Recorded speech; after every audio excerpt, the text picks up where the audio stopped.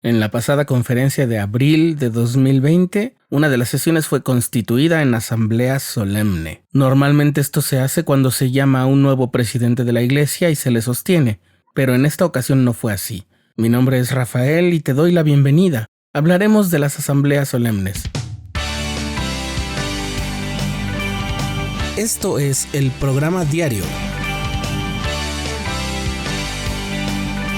con Rafael Vázquez.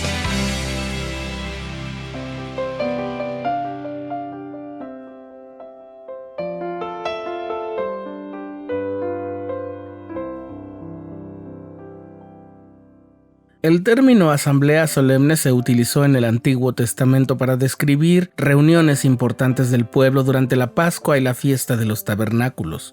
Debido a que la dedicación del primer templo en Jerusalén durante el reinado de Salomón, el hijo de David, tuvo lugar en el momento de una asamblea solemne, el término también tuvo una conexión antigua con la dedicación de templos. Entre enero y mayo de 1836, se celebraron varias reuniones en el templo de Kirtland, el primer templo de esta dispensación, y algunas de ellas fueron asambleas solemnes. Estas asambleas solemnes, tal como el nombre lo indica, son ocasiones sagradas, serias y reverentes, en las que los santos se reúnen bajo la dirección de la primera presidencia. Ese es un elemento importante. Se realizan por 3 motivos: para dedicar un templo, para dar instrucciones especiales a líderes del sacerdocio y para sostener a un nuevo presidente de la iglesia. La razón por la que se celebran estas asambleas es para aumentar la espiritualidad de los santos y dar un mayor énfasis a la importancia del propósito de esa asamblea. ¿Recuerdas cuál fue el tema de la última asamblea solemne que hubo en la iglesia, que fue justamente en la conferencia general pasada? Sí, fue invitarnos a ayunar, ayudarnos a recordar nuestras responsabilidades y el poder que podemos tener para ayudar al mundo a superar esta crisis en la que hemos estado debido a una situación de emergencia sanitaria.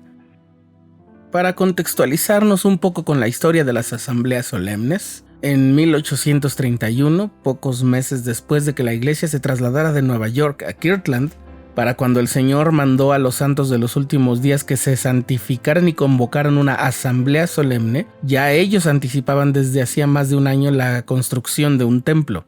Cuando por fin se habían logrado algunos avances en la construcción durante el siguiente año y medio, el profeta José recibió otras 2 revelaciones en las que se repetía el mandamiento de constituir asambleas solemnes. El Señor dijo que ya no podían retrasar más la edificación de su casa, porque precisamente la necesitaban para una asamblea solemne, por medio de la cual el Señor se proponía preparar a sus apóstoles para que podaran su viña por última vez.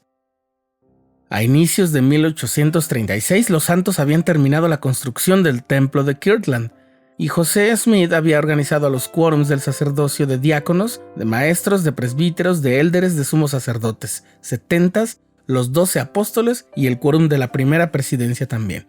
Entonces convocó a los santos a una asamblea solemne el 27 de marzo, y durante la reunión, los diversos quórumes del sacerdocio y los miembros en general sostuvieron a los líderes de la iglesia por turnos. José entonces ofreció la oración dedicatoria del templo, en la cual reconoció que los santos habían obedecido el mandamiento de congregarse en asamblea solemne, y le pidió al Señor dejar que su gloria descansara sobre su pueblo, como una bendición por la obediencia.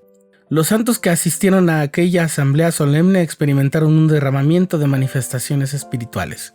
Esas sesiones de dedicación sentaron el precedente para las posteriores asambleas solemnes, que se continuaron efectuando después de la dedicación del templo de Kirtland, a menudo como ceremonias de dedicación, pero también en otras ocasiones importantes como el sostenimiento de un nuevo presidente de la iglesia, o para aceptar revelaciones adicionales en el canon de las Escrituras. Como en esta última ocasión, los líderes de la iglesia también han convocado asambleas solemnes en ocasiones sagradas, entre otras la dedicación del centro de conferencias en el año 2000, o algunas otras reuniones especiales tanto locales como generales que se han considerado asambleas solemnes, todas bajo la dirección, aunque no sea presencial, pero sí bajo la indicación y la asignación específica de la primera presidencia.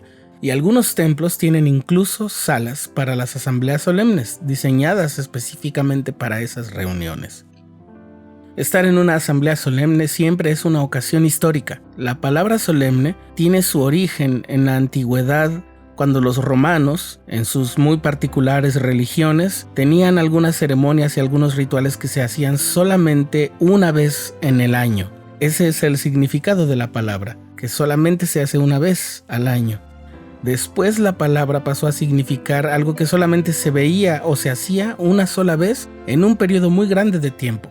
La solemnidad es justamente eso, tratar con el grado de exclusividad y de especial importancia aquella reunión que consideramos sagrada, solemne. Quizás lo más novedoso en la actualidad es que podemos estar en una asamblea solemne en tiempo real gracias a la tecnología. En esta ocasión, la conferencia general se llevó a cabo sin público presente, pero todas las personas que la vimos, a través de los medios digitales o de la televisión o del radio, pudimos formar parte de una asamblea solemne, quizás la primera en ese tipo, pero gloriosa por todos los milagros que están implícitos, empezando por el gran milagro de la revelación, porque el Señor no hará nada sin revelar su secreto a sus siervos, los profetas.